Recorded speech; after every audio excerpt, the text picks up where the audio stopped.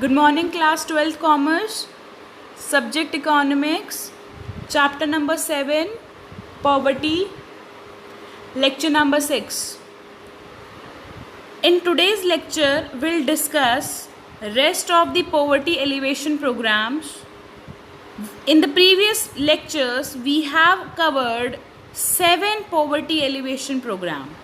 So, today we'll start with our 8th program, and that is development of small and cottage industries. We have studied that small scale industries and cottage industries require small investment, that does not require huge of investment, and middle class people, poor class people can easily start this business once they are assisted with the finance. If the government provide them finance facilities, loan at cheaper rate of interest, it is possible for the people to work in the small scale industries and cottage industries. Fine. So major aim was to remove the poverty and unemployment through the spread of cottage and small scale industry. This is not that much important from the exam perspective, but you should know what is there in this. Okay, then point number 9, minimum needs program. To raise the standard of living of the poor, minimum needs program was launched, and it was launched during 5-year plan, during our 5th plan. Okay, so this program covers minimum needs. What are the minimum needs? Education, health, water, roads, electricity, house. So in this program, these minimum needs were covered. Program covers primary education, adult education, rural health, rural water supply, rural roads, rural electrification, rural housing, ecological improvement of the urban slums. So this program expected to improve the quality of life of the poor section of the society, or I can say the poorer section of the society. Here we are talking about the rural water, rural health, rural roads, because we are focusing on the village side of the country.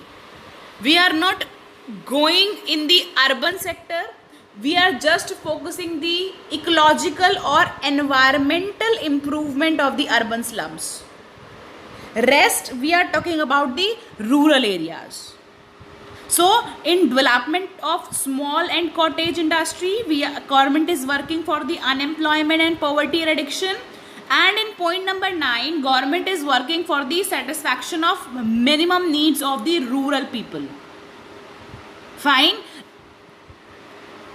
These points are given on page number 149 of TRJN or 150, whatever, if you have the new edition.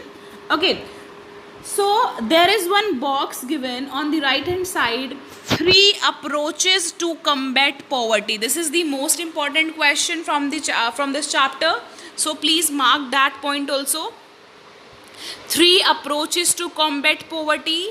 One is growth oriented approach, then poverty alleviation programs, and then meeting minimum needs of the poor. Since independence, the government has adopted 3 types of approaches to combat the poverty. Number 1 is growth oriented, number 2 is poverty alleviation program, number 3 is meeting minimum needs of the poor.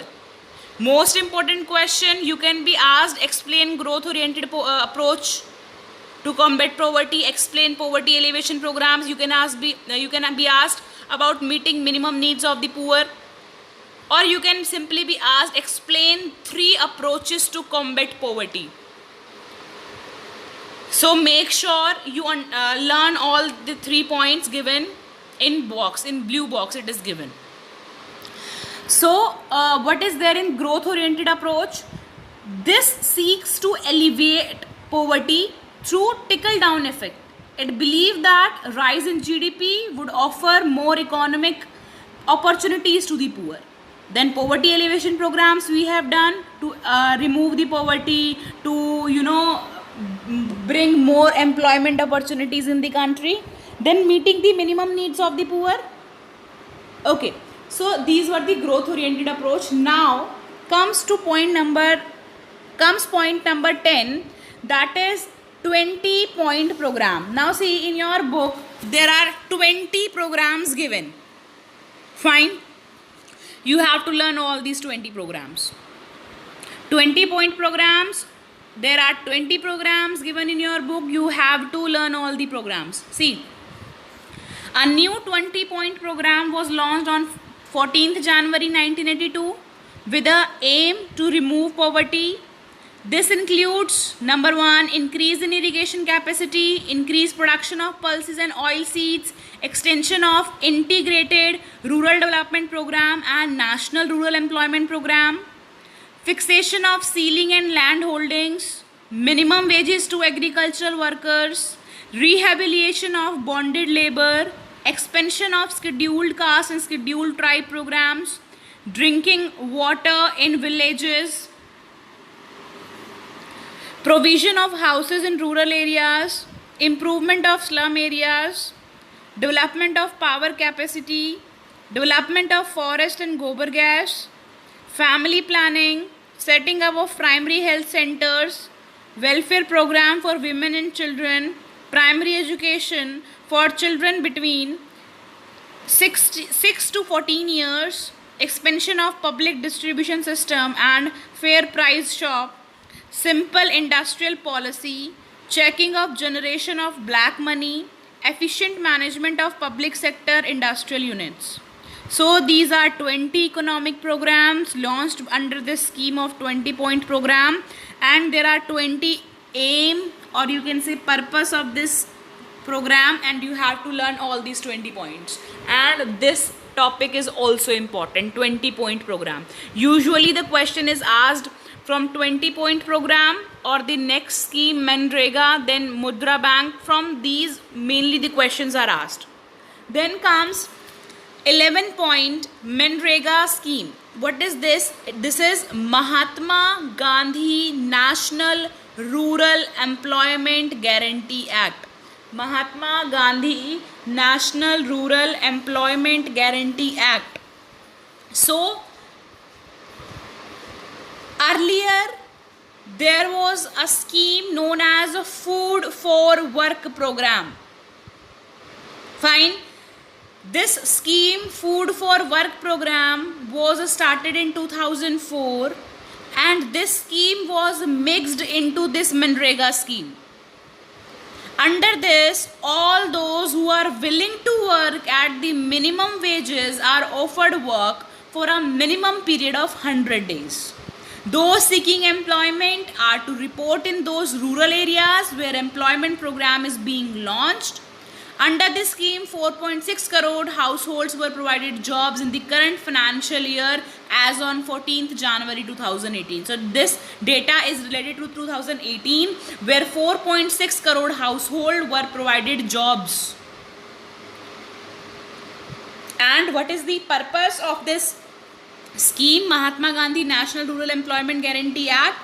This aims to provide employment to the people who are willing to work, fine, and ready to work at the minimum wages for a minimum period of 100 days.